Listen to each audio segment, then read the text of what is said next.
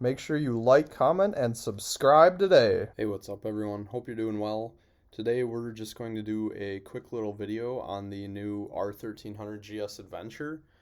As you probably know, I am an owner of GS myself. I have a 1200 GS, one of the liquid cooled wet head models, so a little bit behind the times there in terms of these new ones at least, but uh, I really love my GS and I did want to put some coverage out on this since, I really like GSs. I own a GS, and obviously it's just a really important bike in the motorcycling world. This is the top of the line. Everybody kind of bases their bikes off this. This has been the leader for a long time, and I think that'll continue to be the case with this motorcycle. But as as you can see here, there just isn't a whole lot of details. We don't exactly know when things are going to be available. We don't know prices yet.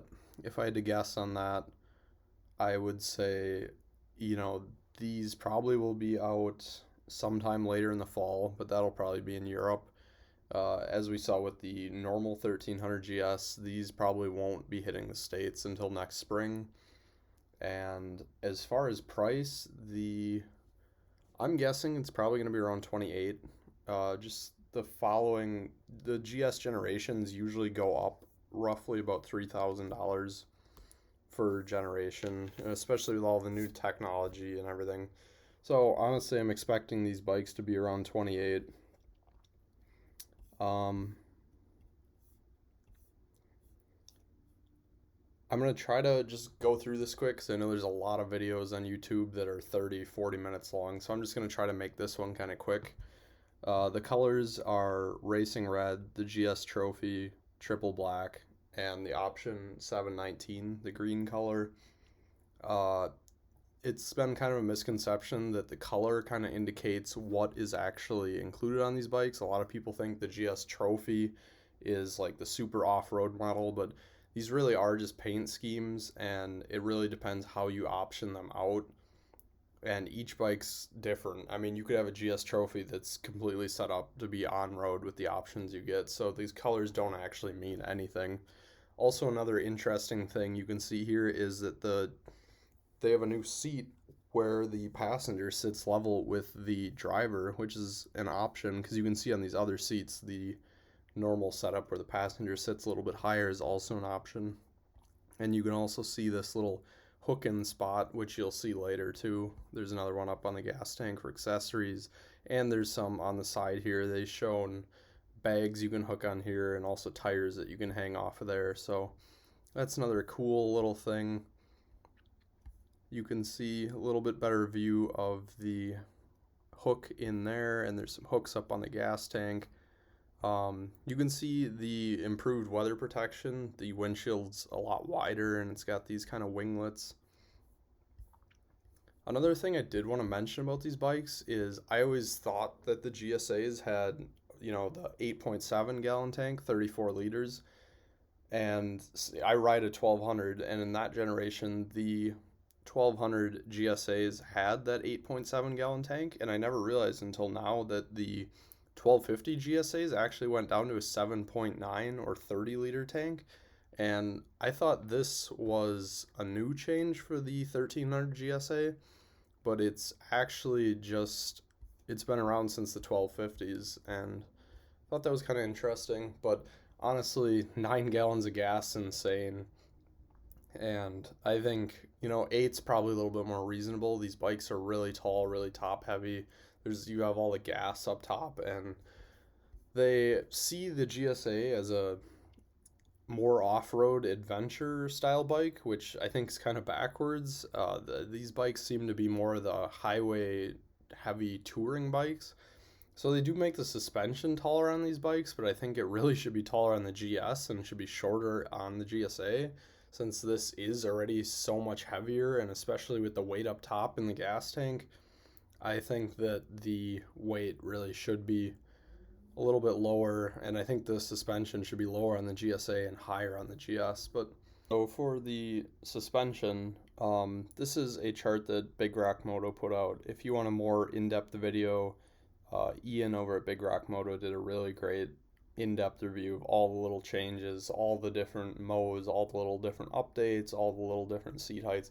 He went really in depth, but again, as I said, I want this video to be a little bit shorter. I think his video was around half an hour, so I'm hoping to just give you a quick burst of information here in case you don't have time or an interest to watch that 30-minute video. But if you want all the little breakdowns, he does a really good job. That being said, this chart shows that the Adventure does have an extra 20 millimeters of suspension travel, or about an inch. So just another thing with the 1300s is the adaptive ride height, where the bike will raise and lower. So just something to keep in mind there. And then also they're offering the new Comfort adaptive ride, they're calling it, which is actually just the low suspension that they've had from other years. So the Comfort suspension is the low model on the GSA, which is actually equal to the normal stock height of the normal GS. So just something to keep in mind there. Yeah, you can see here the bag hanging on the side, and also the tank bag. The mounts for these side bags now are a little bit more proprietary. It doesn't look like they're going to be so easy to attach aftermarket luggage, which, you know, from BMW's standpoint, they're a business too. They're going to try to make their customers buy their accessories. You can also see this little carrying bag here. Another interesting change is this little cutout that's jutting out past the motor.